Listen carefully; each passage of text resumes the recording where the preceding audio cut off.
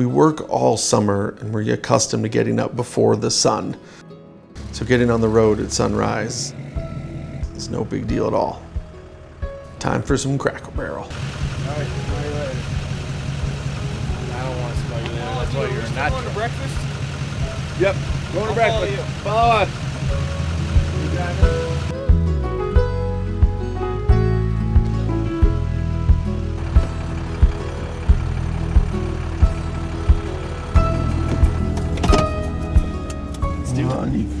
I don't need fuel immediately, but we'll need fuel. Yes, you do. I can hear the rumblies in your tumbling. No. Fuel for the truck. Oh, the truck needs fuel. Now it does.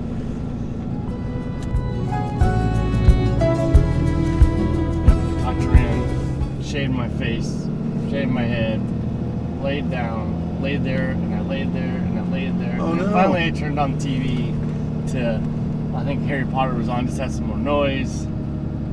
It was like 2:30. Finally went to sleep. Oh, bro. Then I was up at 5:40, I think. I was like, this is stupid. I was like, why? It's alright. See, you weren't in the room. If you would have been in the room, I would have been like, you know. Right. Emotional support travel friend. Yes, exactly. Cracker Barrel. It's one of my favorite places.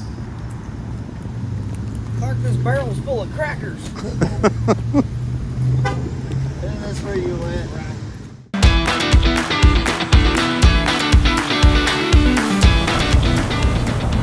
So we had a good day yesterday. We left quite a bit later than we intended to. By the time we got the trailers loaded, all the equipment, all the people, and the fuel, and all the things. Sort of never get out on a road trip early or on time. But we stopped in eastern South Dakota last night, had an amazing sushi dinner that our fearless cameraman Clark recommended, and then Ruby wanted pancakes for breakfast. So it's sushi for dinner and Cracker Barrel for breakfast. So we left breakfast this morning, and Dustin mumbles, "See you in Arkansas," and they got in the truck and left. And I haven't seen him since. So we've crossed out of South Dakota into Iowa. We didn't get as far yesterday as we'd hoped, so we've got a big day today. We have almost 12-hour run straight today. So we're scheduled to get to the Air Force Base tonight, of course, barring any complications, knock on wood, on a road trip this big. We're towing 2 full-size rigs, the flatbed with another pickup on it, and as well as Ruby's job trailer with our piece of art inside it. So we're just going to do our very best to take it easy and check our load and straps, and hopefully we have no mechanical issues on the way down.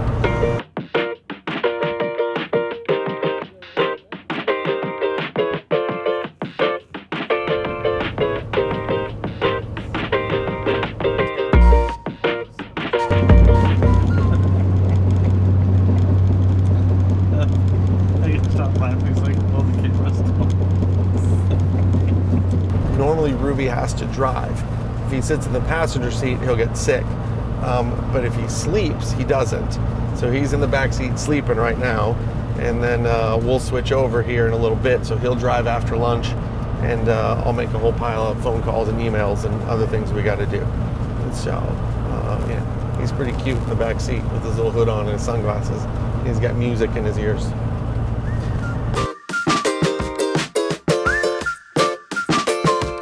So Danner and Dustin are ahead of us. I don't know how far ahead of us they are, but they can't get on the base without me. So they'll have to stop short eventually, but I'm sure we'll stop it for lunch. And yeah, so one of the strange things about, you're probably wondering, can civilians be on a military base? And we can. As you can imagine, there's some paperwork and a lot of vetting and driver's license and registrations and things like that.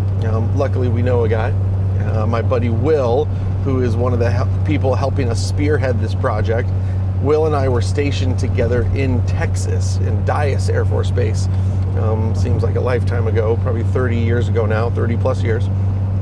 And he's helping us get this project across the finish line here at Little Rock Air Force Base.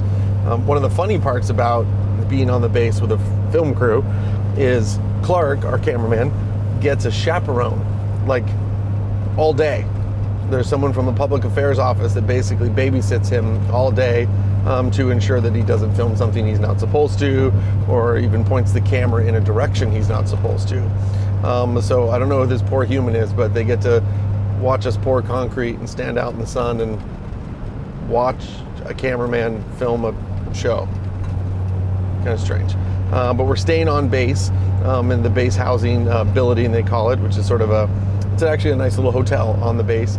And we're going to see if we can get permission to go eat at the commissary, which would be pretty cool, like going to the chow hall and things like that. So is commissary food good? That's a good question. Commissary food wasn't good when I was in the Air Force. I don't know if they've changed it now, but we'll give it the old college try and see what it is. So, full disclosure, I promised Tanner a steak dinner last night, and then we ended up eating sushi, which Tanner was not even a little bit interested in, but everyone else on the team was. So he got outvoted. So tonight, you're right, we'll find a steak place and we'll get Tanner a steak tonight. It'll be good. It'll be good for him. He'll be happy. So the project is on the Air Force Base in front of the new training facility, the Loadmaster training facility, which is why this project is important to me. So I was a C-130 Loadmaster as part of my career in the military, and my dad was a C-130 Loadmaster, and the trip for me is it's about the same age that Alex is now that I was when I left for the military, so just about a few months apart. And it's sort of surreal for me to think that Alex is on her way out to go do whatever her plan is for her life as an adult, a young adult. And but I'm excited to show her this place that I got to be for a short amount of time in my life, and that's a big part of my sort of coming of age story and being projected into adulthood. And yeah, it's been pretty fun all the way around just to plan this trip and to be part of it. Looks like he's gasping for air.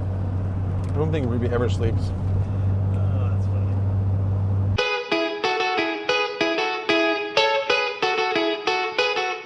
We're making great time. We're rolling through Kansas City today, and normally I stop and talk to my friend Tamra, who has a show called Bargain Mansions, but we're behind schedule and we've got to get to the base tonight. So I'm gonna have to catch her next time.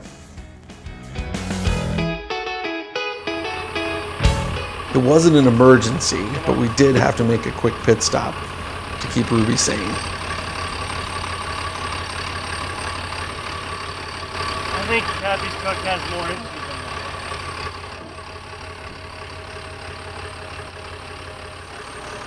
I got your hood. You do. Driver's side back door. What's going on, Cap? So the air filter, the warning sign keeps dinging, says service your air filter. And I was just gonna do it when we stopped for gas, but it's driving Ruby nuts. So he wants to clean it out now.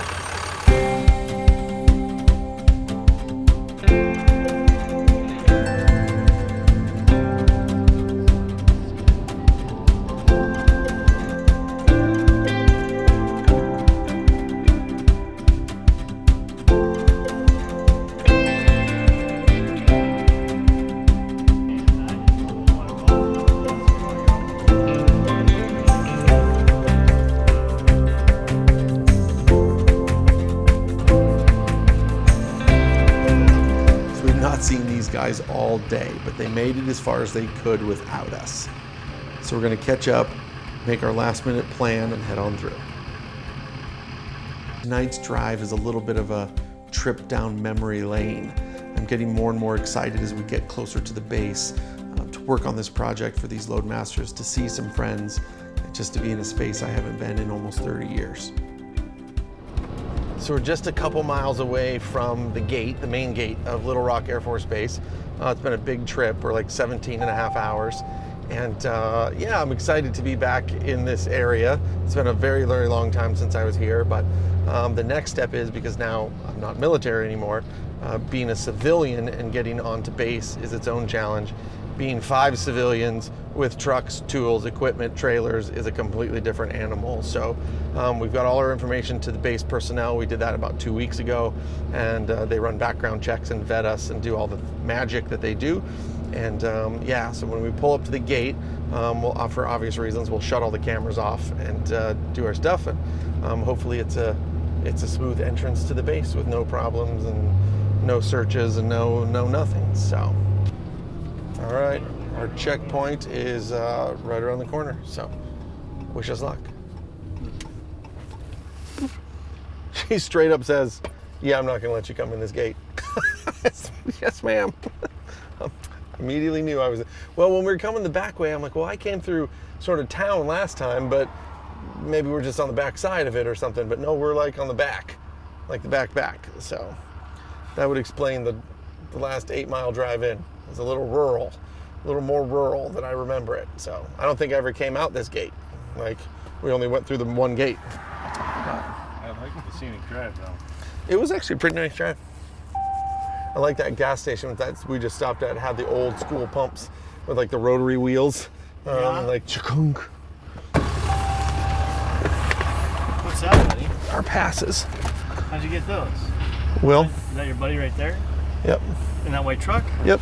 Are we following him? Yep. Continue on Arnold Drive. I was stationed here, but I didn't meet Will until Texas.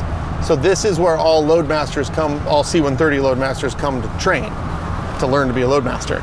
So my dad was a Loadmaster, and I grew up hearing these stories that were amazing about all these adventures he'd been on and places he'd been and things he'd seen. And I just thought that was just magical. So I wanted to, it was pretty clear I wasn't meant for college or any formal school. So I decided to enlist in the Air Force, and I wanted to enlist when I was 17, but my mom wouldn't let me. And she said, when you're 18, you can do whatever you want, but not until.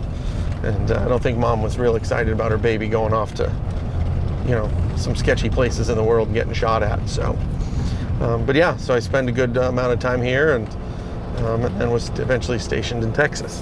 So, I say I was stationed in Texas. That's where my van was parked. I was gone about 10, 11 months a year, traveling and flying and on TDYs, they call them. So this is the way I came in this way.